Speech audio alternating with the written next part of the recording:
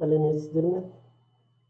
Бастауыш мектеп бөлімінің 22-ші тобының берілетін видео сабақ тақырыбы портрет түрлері. Өткен сабақта сіздер портрет жанры туралы лекция жаздыңыздар. Ең бірінші соны қайталап кететін болсақ. Портрет дегеніміз не? Портрет дегеніміз нақты бір адамның немесе бірнеше адамның бейнесін салу. Сонымен қатар тек қана бейнесін салу емес, осы бейнені орындай отырып, оның ішкі жан дүниесін көрсете білу. Сол сияқты жанр деген тақырыппен қайталайтын болсақ. Жанр дегеніміз француз тілінен аударғанда тек немесе түр деген мағына білдіреді. Яғни суреттің қандай да бір түріне жататындығын дәлелдейді. Егер бұның алдындағы сабақтарда сіздер табиғат көрінісін, яғни пейзаж жасалатын болсақ, оны пейзаж жанры деп атадық. Оның алдындағы жанрлардың бір түрі сіздер танысқандар натюрморт жанры.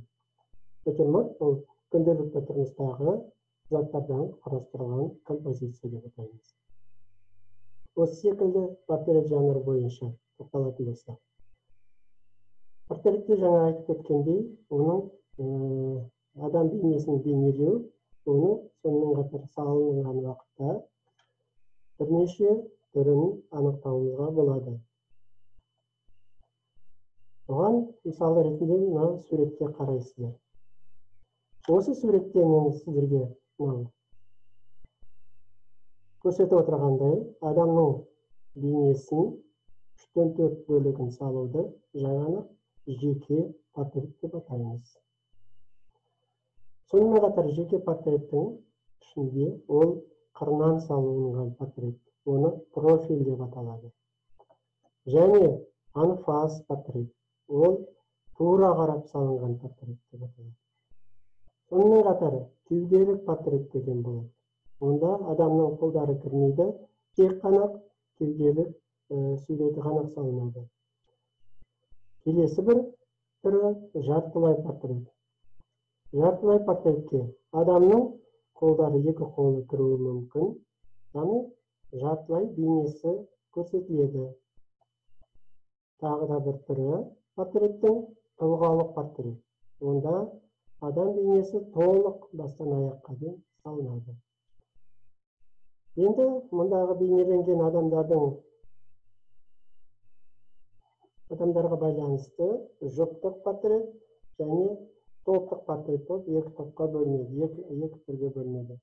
Жұптық портретте екі адам бірлесіп бір қағаз бетіне немесе кенеп бетіне салынады. Топтық портретте 3 немесе одан да көп адамдардың бейнесі көрсетіледі.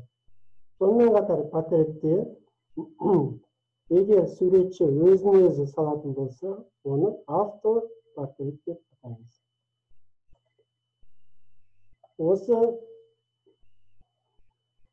портрет тақырыбын пысықтай отырып, сіздерге кері байланыс ретінде мынандай тапсырма беріледі. Мұнда сіздер көріп отырған суреттердің әрқайсысының қасында цифрлармен белгіленген. Сіздер маған осы цифрлардың қандай портрет түріне жататындығын маған қарап отырып, кері байланыс ретінде жауаптарын жібересіздер. Енді техникалық жағдайларға байланысты портреттер мынадай болып бөлінеді екен. Бірінші қарындашпен салынған портрет, екінші акварельмен салынған портрет, үшінші гравюралық портрет, төртінші живопистік немесе қазақша кескіндемелік портрет, оны майлы бояумен салынған деп айтуға болады. Сосын мүсіндік портрет. Мүсіндік портрет ол рельефті немесе бедерлі дейміз портрет салынады. Ол көбінесе профильді, қырынан салынатын портрет адам бейнесі. Және мүсіндік портрет жұмыр болып табылады. Оның ішінде маска, тек қана беті, бастың портреті, сонымен қатар мұнда көрсетілгендей бюст дейміз. Онда кеуделік мүсін жартылай болуы мүмкін, онда адамның жарты қолы кіреді. Яғни статуя дейміз, толық көрсетілген бейнесі. Енді осы жаңағы тақырыбымызды пысықтай отырып, біз әрмен қатар адам бейнесін қалай салыну жолдарына тоқтала кетейік. Адам бейнесін келбетін салу үшін біз пропорция ұғымымен танысасыздар. Пропорция дегеніміз не? Ол латын тілінен аударғанда үйлесім, сәйкестік. Яғни әрбір дене мүшелерінің бір-біріне үйлесімді және сәйкес болуына байланысты салыну қажет. Ол үшін сіздер қазір қағаз аламыз бірге. Осы қағаздың ішіне тура және қырынан салынған адам бейнесін келтіреміз. Адам бейнесін бірінші тура қылып салатын болса, сыртқы келбетін, басты келбетін сопақ, жұмыртқа тәріздес, шеңбер қылып көрсетеміз. Оның дәл ортасынан орта сызығын сызамыз.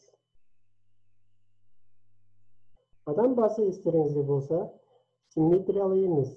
Симметриялы дегеніміз, ол дәл ортадан бөлгенде екі жағы бір-біріне тең. Адам беті, бет-әлпеті симметриялы болмайды. Оны біз асимметриялы дейміз.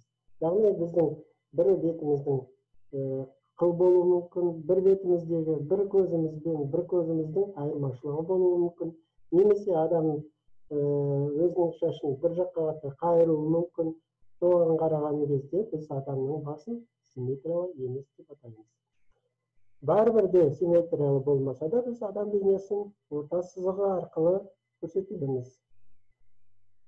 Енді адамның дәл төбесінен емес, шаштың басталатын жерінен бастап, иектің төменгі нүктесіне дейінгі ортаны тең 3 бөлікке бөліп аламыз. Оның біз бірге салып отырамыз. Тең 3 бөлікке. Тең дегенді қалай түсінесіздер? Яғни, мынау 3 сантиметр болса, мынау да 3 сантиметрге болуға тиісті. Бұл шаштың басталатын жерінен иекке дейінгі екі орта. Енді бізде қарайтын болсақ, бірінші бөлікте ешқандай бастың мүшелері орналаспаған. Тек қана осы екінші сызықтың бойында адамның қасы орналасады. Қастың енді әр формасы әр адамда әртүрлі болуы мүмкін. Мен енді оны жалпы өзінше салып көрсетеміз сіздерге. Екінші, бізде көп адам бейнесін негізгі мүшелері ретінде көзді аламыз. Көздің қай жерде орналасқанын табу үшін жаңағы ортаңғы бөлікті тағы да екі сызық арқылы үшке бөлеміз. Мысалға, жаңа мен 3 сантиметр деп алсам, оны бір етіп 3 бөлікке бөлеміз. Осының екінші бөлігінде, осы деңгейде көз орналасады. Сіздер естеріңізде болсын, екі көздің адамның екі көзінің ортасына бір көз сиятындай орын болуы тиіс. Яғни айтқанда, адамның мысалға екі көзі, бір көзінің ұзындығы 1 сантиметр болатын болса, екінші көзінің 1 сантиметр болса, екі көздің ортасына 1 сантиметрдей орын болуы тиіс. Сол сияқты шеттеріне де тағы да осындай орындар қалдырамыз. Адамның бейнесін салған уақытта, көзін салған уақытта, біз көбінесе жоғарғы жақтарын қаттырақ басып қоямыз. Сонымен қатар қарашығын саламыз. жоғары жақтарын сала отырып қаттырақ басамыз. Неге? Өйткені қабақтан түскен қабақ шығыңқы болғаннан кейін түскен жарық бізге үстіңгі жақ сызықты анығырақ көрсетіп, яғни көлеңке түсіреді. Екінші, бізде мұрын. Мұрын біздегі бастапқы үшке бөлген кездегі ұзындығы екінші бөлікке ұзындығына келеді, сәйкес келеді. Ал танаудың екі жақ шетін алатын болсақ, көздің шетімен байланыстыра отыруға болады.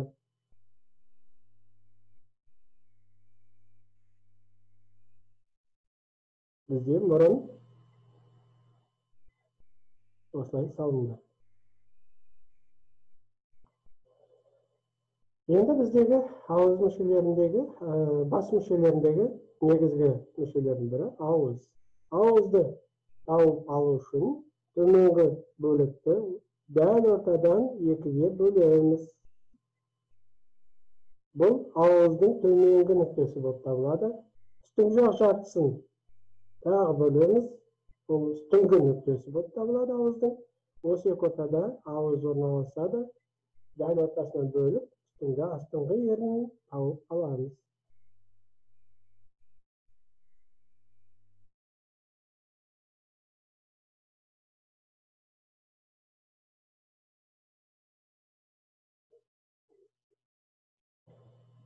Енді біздегі тағы бір бастағы мүшелердің бірі құлақ. Құлақ, мана бастапқы біз естеріңізде ме? Ең басында үшке бөлдік. Ең үшке ортаңғы бөлікке жақ келеді екен. Оның тағы да айтамын, қалқан болуы, немесе үлкен кіші болуы адамның келбетіне байланысты салынады. Енді осыдан бастап құлақтан біз жақты тауып аламыз.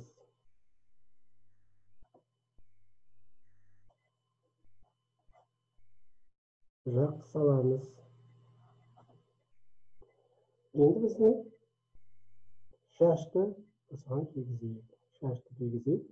Егер шаш барлығы басталған уақытта, басталғанмен оның төмен қарай кекілі түсуі мүмкін.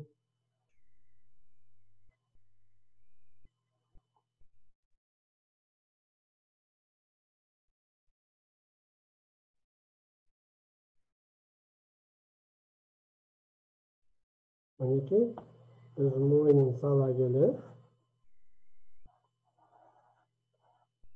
оның адамның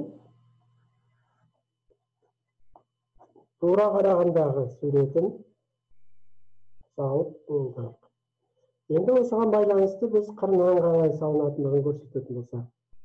Яғни, осындай біз сопақ шеңбер салып аламыз. Сопақ шеңбер.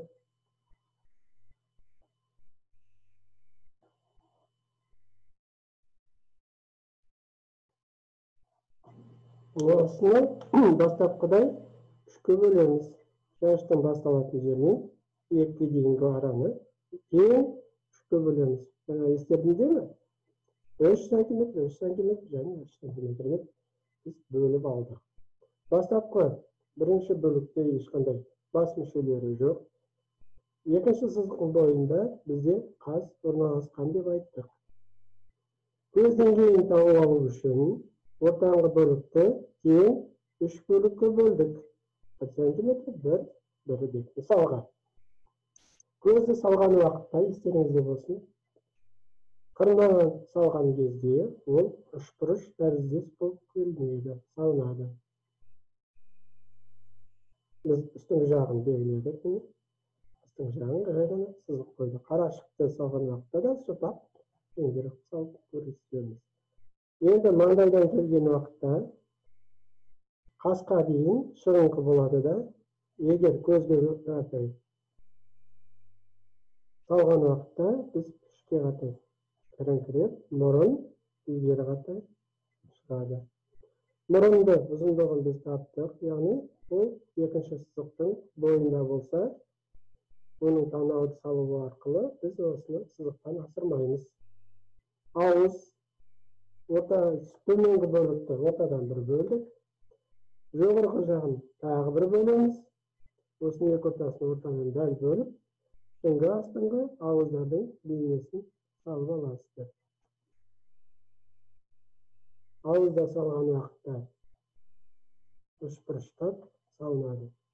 Сонымен қатар иек сәл алдағы сызықтан қарағанда ілгері қарай шығады, шығыңқы болады. Өйткені құрылысы формасы жағынан солай орналасқан.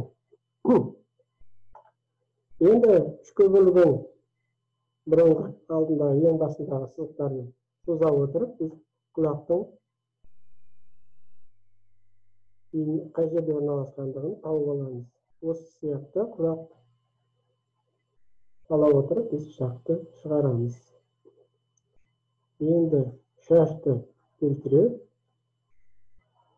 бейнелей отырып, оның толық бастың сыртқы формасын келтіреміз.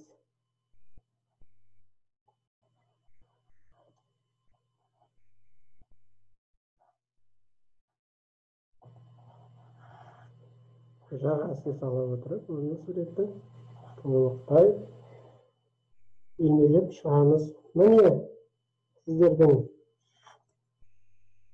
қарап отырсаңыздар, адам бейнесінің пропорциялық тұрғыда бұл сіздерге таблица ретінде тура және қырынан қалай салыну екенін көрсеттік.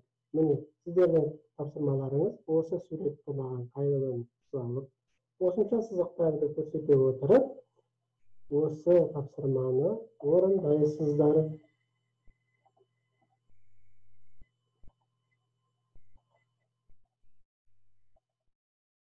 Осымен бүгінгі тақырыбымыз аяқталды. Сау, саламат болыңыздар.